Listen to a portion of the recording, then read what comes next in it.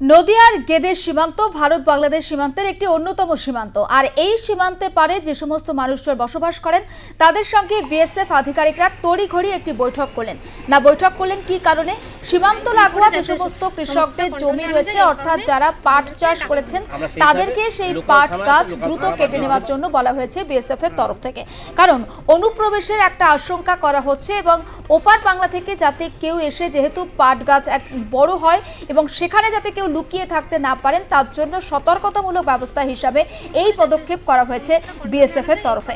আরো একবার আপনাদেরকে জানাচ্ছি, সীমান্ত নিরাপত্তায় যাতে কোনো রকম কোনো ফাঁক ফোকর না থাকে, কোনো রকম কোনো গাফিলতি ধরা না পড়ে, তার জন্য গেদের ভারত বাংলাদেশ সীমান্তে যে সমস্ত বসবাসকারী বাসিন্দারা রয়েছেন তাদের সঙ্গে বিএসএফ আধিকারিকরা বৈঠক করলেন। এবং সেই বৈঠকের পর যে সমস্ত কৃষকদের জমি রয়েছে একেবারে সীমান্ত লাগোয়া এলাকায় এবং যারা পাট চাষ করেছেন মূলত তাদেরকে পাট কেটে নেওয়ার জন্য, অর্থাৎ সেই কৃষকদের পাট কেটে নেওয়ার জন্য বলা হয়েছে বিএসএফ এর তরফে। শুধুমাত্র নিরাপত্তায় যাতে কোনো রকম কোনো গলদ বা গাফিলতি ধরা না পড়ে তার জন্যই এই সিদ্ধান্ত, তেমনটা জানানো হয়েছে। অবশ্যই আপনারা জানেন অশান্ত বাংলাদেশ এবং সেখানকার পরিস্থিতি দিনের পর দিন খারাপ হচ্ছে। অন্তর্বর্তীকালীন সরকার গঠনের সিদ্ধান্ত হয়েছে। মোহাম্মদ ইউনূস সেই সরকারের প্রধান হিসাবে তিনি দায়িত্ব নেবেন, অর্থাৎ ছাত্ররা চাইছিলেন তাকে এবং তিনি ছাত্রদের সেই দাবিতে সম্মতি দিয়েছেন। কিন্তু তারপরেও বিক্ষিপ্ত হিংসার ঘটনায় বারবার খবরের শিরোনামে উঠে আসছে ওপার বাংলা এবং হিংসা যত বাড়ছে মৃত্যুর ঘটনাও তত সামনে আসছে। এরই মধ্যে শেখ হাসিনা, বাংলাদেশের পদত্যাগী প্রধানমন্ত্রী, তিনি ভারতে আশ্রয় নিয়েছেন এবং 48 ঘন্টার মধ্যে তিনি ভারত ছাড়তে পারেন তেমনটা জানা যাচ্ছে।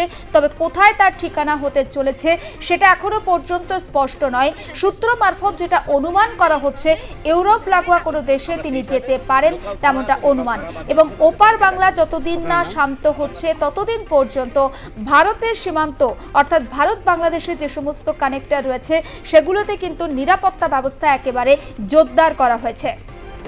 এই মুহূর্তে যে ছবি আমরা আপনাদের সামনে তুলে ধরছি, গেদে সীমান্তের ছবি তুলে ধরছি, ভারত বাংলাদেশের গেদে সীমান্ত, যেটা একটা গুরুত্বপূর্ণ বর্ডার ভারত বাংলাদেশকে কানেক্ট করে এবং প্রত্যেক দিন প্রায় 2 দেশ থেকে 4-5 হাজার মানুষ যাতায়াত করেন। এবং যেহেতু ওপার বাংলা অশান্ত অবস্থায় রয়েছে, ফলে যাতায়াতের পরিমাণ বেশ কিছুটা হলেও কমেছে।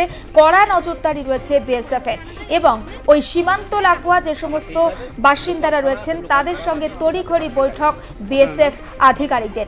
বিশেষ করে যে সমস্ত কৃষকরা রয়েছেন যারা পাট চাষের সঙ্গে যুক্ত, তাদের পাট কেটে নেওয়ার জন্য বলা হয়েছে বিএসএফ এর তরফে। কি আপডেট পাচ্ছি এখনো পর্যন্ত, সেই বৈঠক কতটা ফলপ্রসূ হলো? বিশ্বজিৎ দেবনাথ সরাসরি রয়েছেন। বিশ্বজিৎ,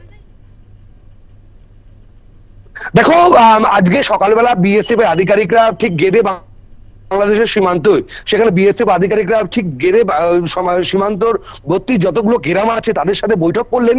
বিএসএফ আধিকারিকরা কেন আজকে সকালবেলা ঠিক 1 ঘন্টা আগে বৈঠক শেষ হলেও, কেননা এখানে যে পরিমাণে পাট গাছ, কারণ নদিয়ার হচ্ছে পাট গাছের হচ্ছে নির্ভরশীল, সেখানে একদম বর্ডার সংলগ্ন যতগুলো পাট গাছ আছে সেগুলো কাটার ব্যবস্থা বা নির্দেশ দিলেন আজকে বিএসএফ আধিকারিকরা। গেদে বাংলাদেশের বর্ডারে যে বিএসএফ আধিকারিকরা তারা কিন্তু নির্দেশ দিলেন। মানে 1 ঘন্টা বৈঠক করলেন, কেননা 1 ঘন্টা গ্রামবাসীর সাথে বৈঠক করলেন। গেদে সীমান্ত যতগুলো গ্রামবাসীরা আছেন, মানে 400 থেকে 500 জন গ্রামবাসীরা আছেন, তাদের সাথে বৈঠক করলেন। বৈঠক করার পরে যেটা হচ্ছে, বেশ কদিন ধরে যে বাংলাদেশে যে পরিমাণে অশান্তি হচ্ছে, শেখ হাসিনা 2 দিন আগে তিনি চলে গেছেন বাংলাদেশ ছেড়ে, তারপর কিন্তু অশান্তি কিন্তু চূড়ান্ত আকার ধারণ করে। একদম অনুপ্রবেশ যেন পুরো বন্ধ হয় যেন সেইখানে, কারণ এই পাট গাছ যদি থেকে থাকে তাহলে কিন্তু অনুপ্রবেশ, যদি পাট গাছ থাকে মানে ওপার থেকে তার কাটা পার হয়ে যদি চলে আসে পাট গাছের মধ্যে, পাট গাছের ভিতরে লুকিয়ে থাকে, সেই জন্য পাট গাছের কাটার নির্দেশ দিলেন বিএসএফ আধিকারিকরা। আজকে সকালবেলা ঠিক 1 ঘন্টা গ্রামবাসীর সাথে, গেদে বাংলাদেশের যত সব সীমান্তবর্তী গ্রামবাসীরা তাদের সাথে বৈঠক করলেন। করার পরে কিন্তু পাট গাছের নির্দেশ, কিছুক্ষণ পরে কিন্তু গ্রামবাসীরা শুরু করবেন বিকেল থেকে পাট গাছ কাটার ব্যবস্থা করে। তোমাকে বলে রাখি, নদিয়ার কিন্তু এই পাট গাছের উপর, পাট উপর নির্ভরশীল কেন্দ্র, কেননা এই বিভিন্ন চাপড়া, তেহট্ট, বিভিন্ন জায়গায় কিন্তু এই পাট গাছের উপরে একদম বর্ডার সংলগ্ন পাট গাছের উপর নির্ভরশীল। সেই পাট গাছের নির্দেশ দিলেন আজকে গেদে বাংলাদেশের বিএসএফ আধিকারিকরা। কিছুক্ষণ পরে গ্রামবাসীরা কিন্তু তারপর তারা পাট গাছ কাটা শুরু করবেন, এরকমই জানিয়েছেন। একদম তাই। নজর থাক বিশ্বজিৎ, আপাতত তোমাকে ধন্যবাদ। অর্থাৎ সীমান্তের যাতে নিরাপত্তায় কোনো রকম কোনো গাফিলতি বা পাক ফোকর নজরে না আসে সেদিকে সজাগ দৃষ্টি রেখেছে বিএসএফ।